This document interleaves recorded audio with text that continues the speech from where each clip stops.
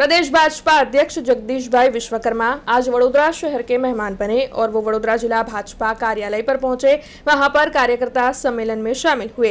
दरअसल डॉक्टर श्यामा प्रसाद मुखर्जी की जन्म जयंती को मनाते हुए आज कार्यकर्ता सम्मेलन का आयोजन हुआ था। उसी के तहत प्रदेश भाजपा अध्यक्ष जगदीश भाई विश्वकर्मा बैंड बाजे के साथ जिला भाजपा कार्यालय पर पहुंचे थे। तब आपको बता दें कि ये डॉक्टर श्यामा प्रसाद मुखर्जी की 125वीं जन्म जयंती मनाई जा रही है। 23 जून को डॉक्टर श्यामा प्रसाद मुखर्जी का बलिदान दिवस मनाया जा रहा था। 6 जुलाई को उनकी जन्म जयंती मनाई जाने वाली है, जिसके तहत जगह जगह पर कई तरीके के कार्यक्रम आयोजित होने वाले हैं। तब डॉक्टर श्यामा प्रसाद मुखर्जी की 125वीं जन्म जयंती को मनाते हुए वडोदरा जिला भाजपा कार्यालय पर कार्यकर्ता सम्मेलन का आयोजन हुआ था, जिस दौरान प्रदेश भाजपा अध्यक्ष जगदीश भाई विश्वकर्मा के साथ जिला के सभी विधायक मौजूद रहे थे। ऐसे में आपको बता दें कि इस दौरान बड़ी तादाद में कार्यकरों की मौजूदगी भी दर्ज की गई थी और प्रदेश भाजपा अध्यक्ष जगदीश भाई विश्वकर्मा की ओर से सभी कार्यकरों को मार्गदर्शन मुहैया करवाया गया था। तो वहीं इस कार्यक्रम के तहत सांसद डॉक्टर हेमांग जोशी भी वहां पर मौजूद रहे थे।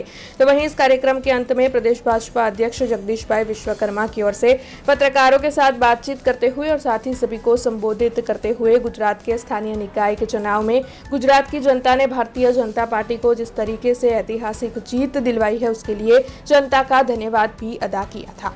डॉक्टर श्यामा प्रसाद मुखर्जीની 125મી જન્મજયંતિની ઉજવણી દેશભરમાં થઈ રહી છે। 23 જૂન ડૉક્ટર શ્યામા પ્રસાદ મુખર્જીનો બલિદાન દિવસ અને 6 જુલાઈ જન્મદિવસ સતત આખા રાજ્યની અંદર આ પ્રસંગે દરેક જિલ્લાએ કાર્યાલય કાર્યક્રમો થવાના છે। સાથે સાથે આજે 25 જૂન પણ છે, કટોકટીનો કાળો દિવસ, બંધારણનો હત્યા દિવસ। આ દિવસ ક્યારેય આ દેશની જનતા ભૂલી નહીં શકે। દેશના હજારો લોકોએ ટૂંકમાં બલિદાન આપ્યા છે।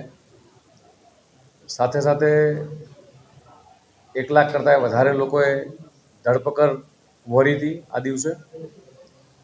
અને એ વખતની કોંગ્રેસ સરકાર ઇન્દિરા ગાંધીએ પોતાની સત્તા બચાવવા માટે, સરકાર બચાવવા માટે એ બંધારણની હત્યા કરી હતી।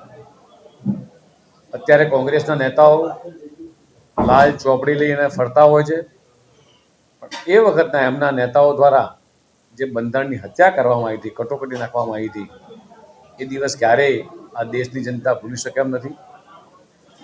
અને આ દેશની જનતા ક્યારેય એમને કોંગ્રેસને ક્યારેય માફ નહીં કરે।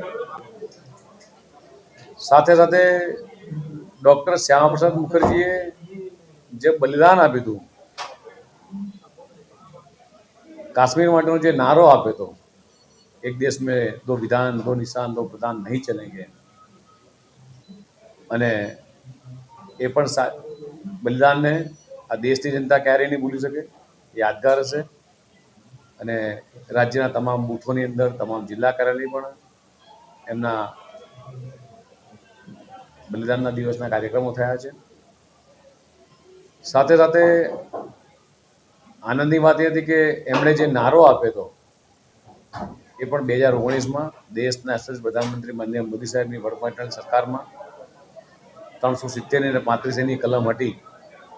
આ પણ એક ઐતિહાસિક ઘટના। આ પણ દેશની જનતા સતત આ વસ્તુને યાદ રાખશે।